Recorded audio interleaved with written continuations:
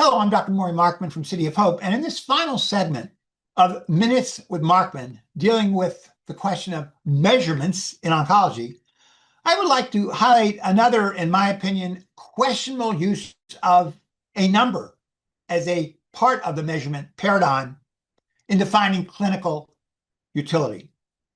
In clinical trials, and in this discussion, I will be highlighting ovarian cancer studies, which is my own area of clinical and research interest. It is common in the, quote, second line, end of quote, setting to limit eligibility based on the number of prior regimens a patient, now research subject potentially, has received. The understanding rationale, it's reasonable to understand why this decision might be taken to limit based upon a number of prior regimens. Perhaps a patient who has only received one or two regimens may have a cancer that's somewhat less resistant than a patient has had 3, 4, 5, or 6. And there may be less cumulative effects on the normal physiology of that patient. Bone marrow, for example, but it could also be other organ systems, kidney, the liver, for example. But I would suggest that this is a gross overgeneralization as to be clinically meaningful.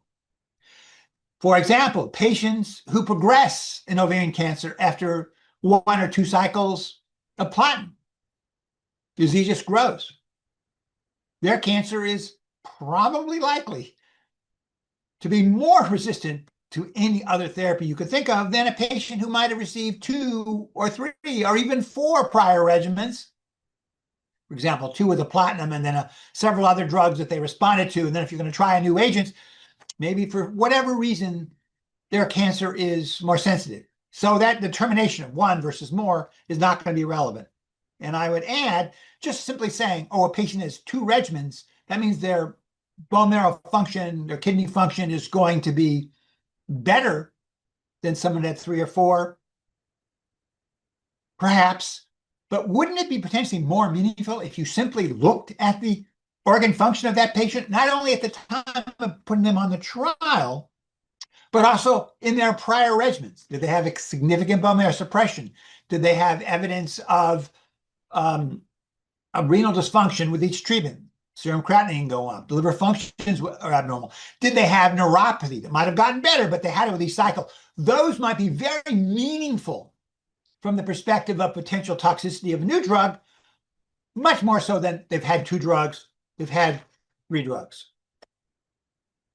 But perhaps most important in this conversation of the value of that number is the fact that once a drug or drugs enter the realm of standard of care management, real world, it is almost certain that those drugs will appropriately be used way outside of the confines of that trial in a patient who might have received 2 or 3 or 4 or 5 or 6 lines of therapy. What will be important is what was the organ function at the time? And what will also be important is, was there cumulative toxicity in that population that might have received multiple regimens? And if they're not on the trial, the doctors will not know, will not be able to use that information. So restricting based simply on a number may not only not be relevant, but also may be harmful to the potential safety of that drug in the future. The need for objective measurements in oncology simply cannot be overstated. But caution must be advised in the use not only of specific measurements, but in the interpretation of those results. What do they really mean? And I thank you for your attention.